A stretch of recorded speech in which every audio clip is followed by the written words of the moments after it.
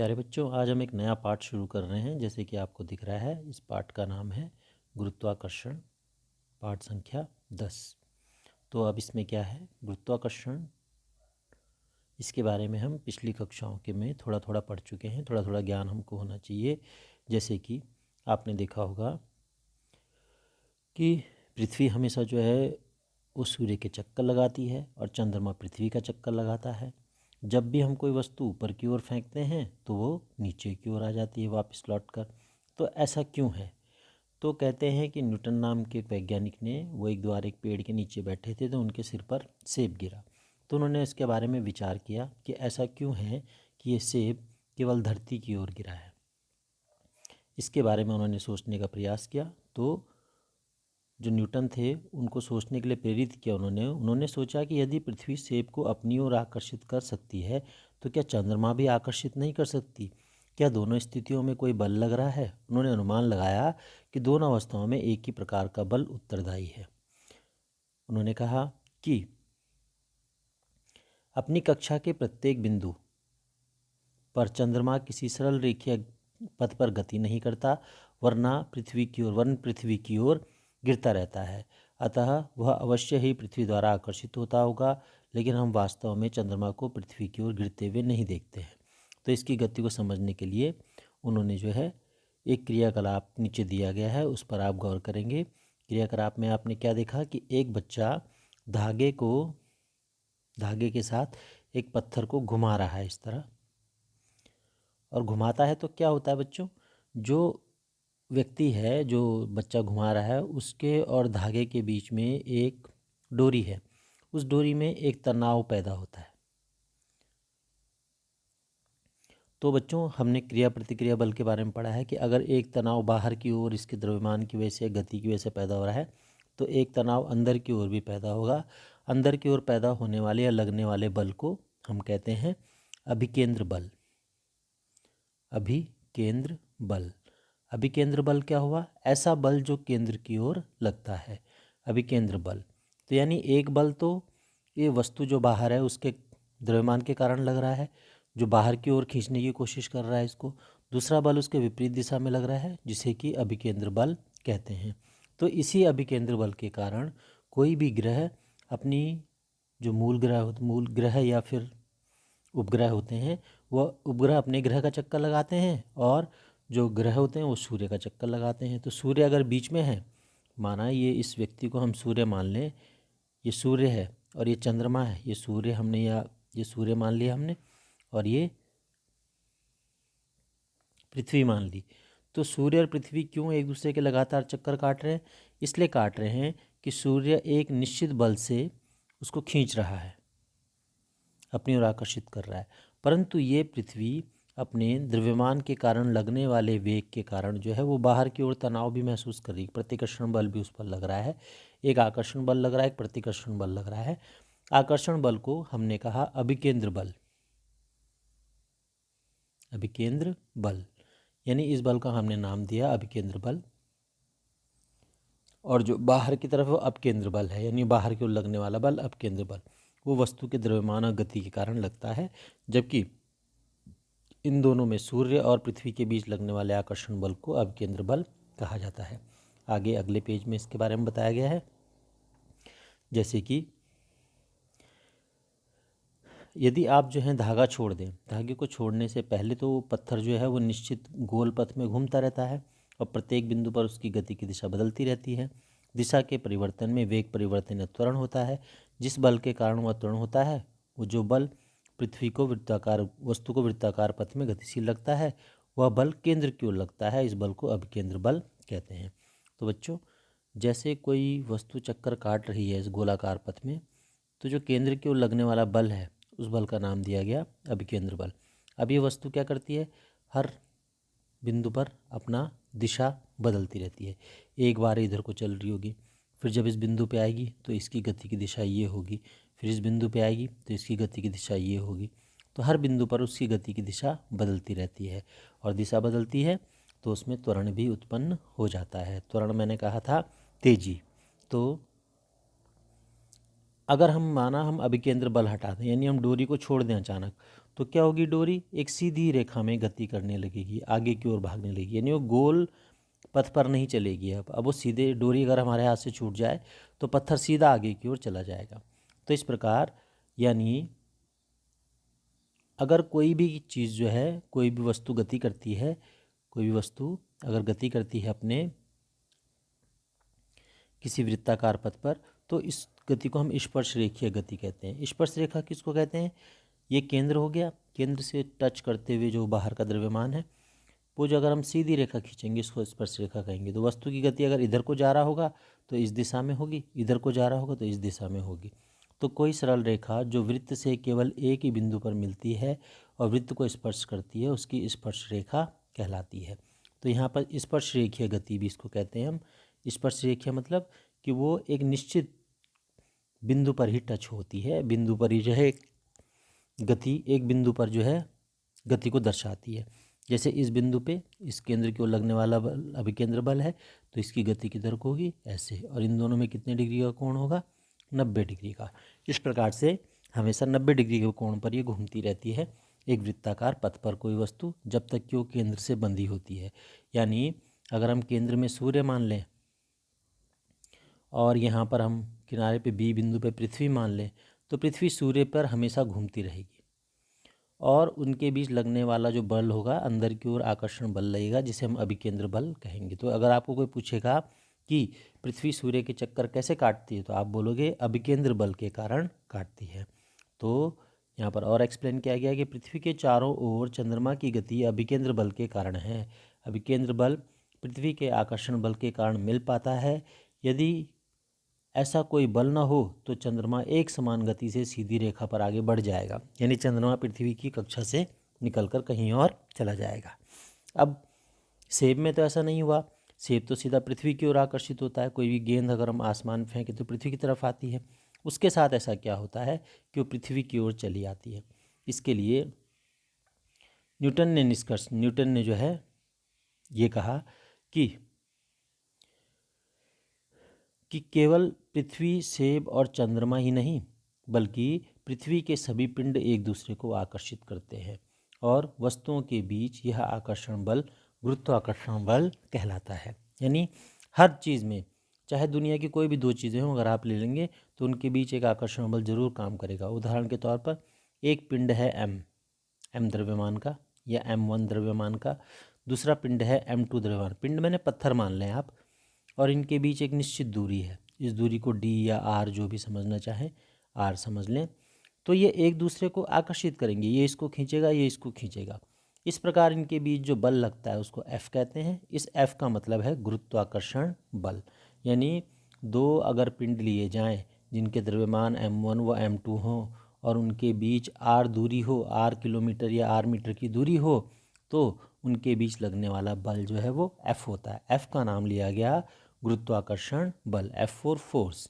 अब यहाँ पर गुरुत्वाकर्षण के लिए उन्होंने एक नियम दिया जिसे कहते हैं गुरुत्वाकर्षण का सार्वत्रिक नियम, यूनिवर्सल लॉ ऑफ ग्रेविटेशन। यानी ये दुनिया में किन्हीं भी दो पिंडों पर लगने वाले बल की व्याख्या करता है। यानी कोई भी दो पिंड होंगे, उनके बीच कितना बल लग रहा होगा उसकी गणना जो है इस नियम द्वारा की जाती है। तो इसे हम गुरुत्वाकर्षण का सार्वत्रिक नियम कहते हैं, यह न्यूटन द्वारा दिया गया था। तो अब अगर आप देखें यहाँ पर क्या आपको देखने को मिलता है, क्या कहते हैं ये कहते हैं कि विश्व का प्रत्येक पिंड प्रत्येक अन्य पिंड को एक बल से आकर्षित करता है जो दोनों पिंडों के द्रव्यमानों के गुणनफल के समानुपाती होता है और उनके बीच की दूरी के वर्ग के व्युत्क्रमानुपाती होता है। यह बल दोनों पिंडों को मिलाने वाली रेखा के सदिश होता है।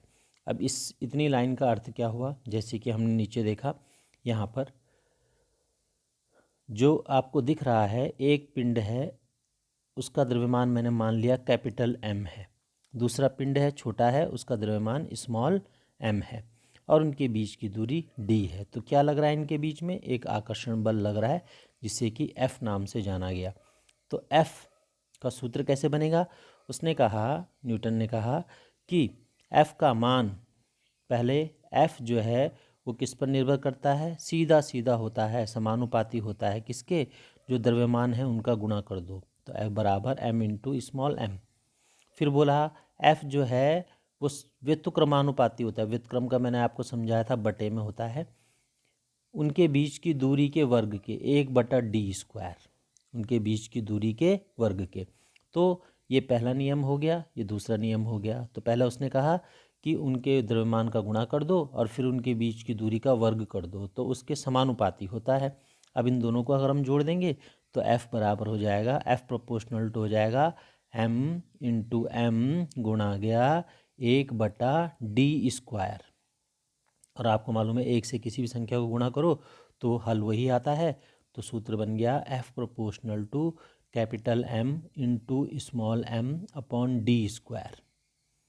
अब ये सूत्र बना है, अधूरा बना है, इस साइन को हटाना पड़ता है बच्चों, समानुपाती के साइन को हटाना पड़ता है। तो इसके लिए एक नियतांक डालना पड़ेगा। इस नियतांक को कहते हैं सार्वत्रिक गुरुत्वाकर्षण नियतांक, और इसका सूत्र बन जाएगा F बराबर capital G m into d²। ये जो G आपको दिख रहा है इसका नाम है सार्वत्रिक गुरुत्वाकर्षण नियतांक। तो इसका मतलब क्या हुआ? सार्वत्रिक गुरुत्वाकर्षण नियतांक का मतलब ये दुनिया में सब जगह एक जैसा ही होता है। नियत अंक वे अंक होते हैं जो गणित में हमेशा फिक्स रहते हैं, जिनका गणितीय मान हमेशा कभी बदलता नहीं है। चाहे आप चंद्रमा पे जाओ, चाहे आप पृथ्वी पे जाओ, चाहे आप सूर्य पे जाओ, इसका मान हर जगह एक जैसा रहेगा। तो इस तरह न्यूटन ने अपने प्रथम नियम को दर्शाने के लिए, गुरुत्वाकर्षण के नियम को दर्शाने का सूत्र जो विकसित किया, ये सूत्र जो बनाया वो था F बराबर G capital M into small m upon d², जहाँ F जो है वो गुरुत्वाकर्षण बल है, G सार्वत्रिक गुरुत्वाकर्षण नियतांक है, M जो है बड़े वस्तु का द्रव्यमान है, स्मॉल m छोटे पिंड का द्रव्यमान है, और d² उनके बीच की दूरी का वर्ग है। यानी माना उनके बीच की दूरी 5 मीटर है तो 5 का वर्ग यानी 2 बार 5 पंजे 25 मीटर स्क्वायर हो जाएगा ये। तो इतनी दूरी का वर्ग करना पड़ेगा, जो भी दूरी दी होगी उसका वर्ग करना पड़ेगा, तब हम, और जो भी द्रव्यमान होंगे उनको गुणा करना पड़ेगा, जी का मान रखना पड़ेगा, तब हम उनके बीच लगने वाले बल का मान सही सही बता सकते हैं।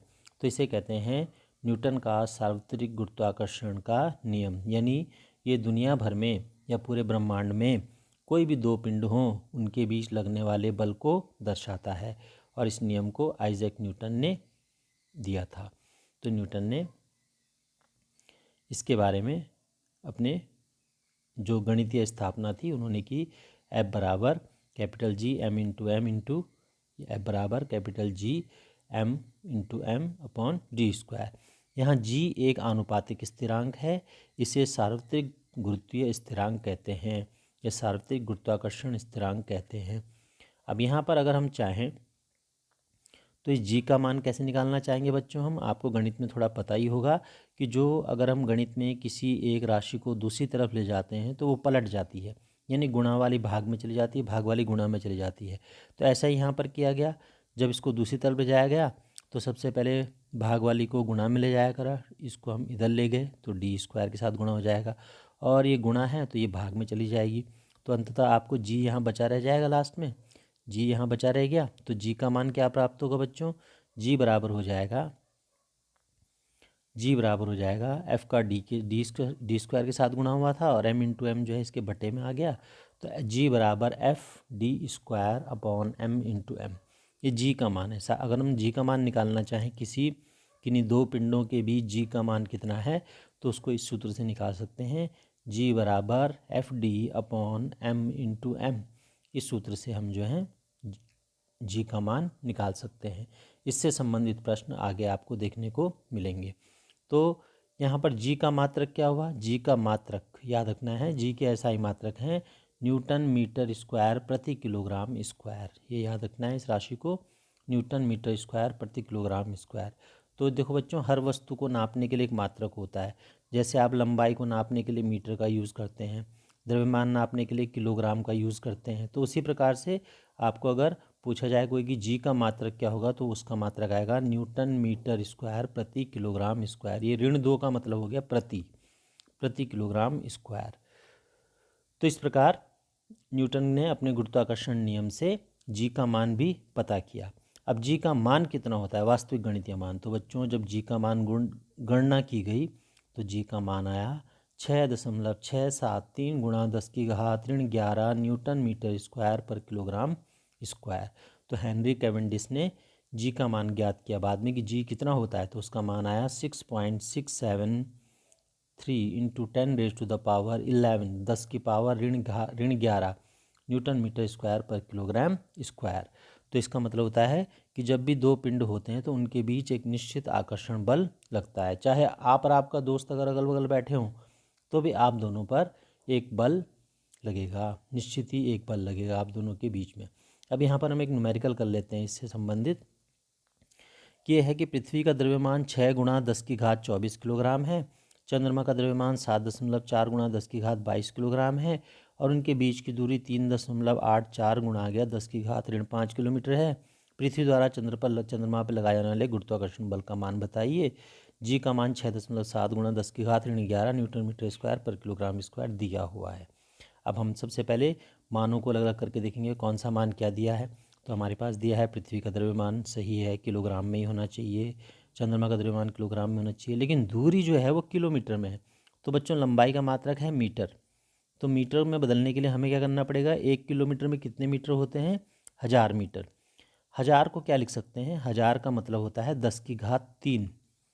10 में कितने जीरो हो गए, 3 जीरो, मतलब 1 2 3 जितने जीरो होते हैं उतनी घात लिख दी जाती है। तो 10 की घात कितनी हो गई, 3। तो बच्चों यहाँ पर क्या हुआ, यहाँ पे आपको दिख रहा होगा, अगर हम इसको 10⁻3 लिख दें और 10⁻5 है पहले से, तो 10⁻3 और 5 आपस में जुड़ जाएंगे, 5 और 3 हो जाएगी 10⁻8। गुणा करने पर घातें जुड़ जाती हैं। तो इसीलिए मान आपको दिख रहा है 3.84 गुणा गया 10⁻8 मीटर। अब जी का मान आपको पहले से ही मालूम है, दैट इज़ जो दिया हुआ है 6.7 इंटू 10⁻11 न्यूटन मीटर स्क्वायर पर किलोग्राम स्क्वायर। अब ये मान जो है हम रख देंगे, एम का मान, capital M, small M, D और जी का मान जब हम सूत्र में रखेंगे, गुरुत्वाकर्षण का जो सूत्र है, तो सूत्र हमें इस प्रकार दिया गया है।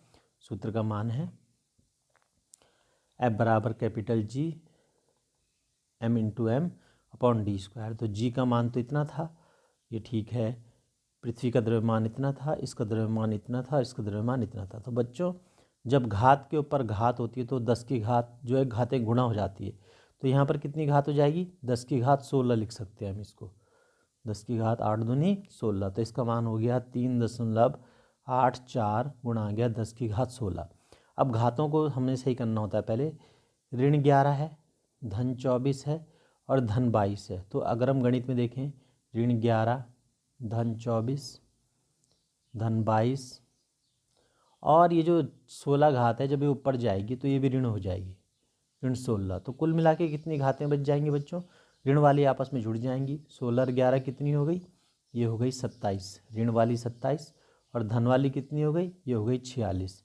27 में से 46 आप घटाओगे तो कितना बचेगा, 19।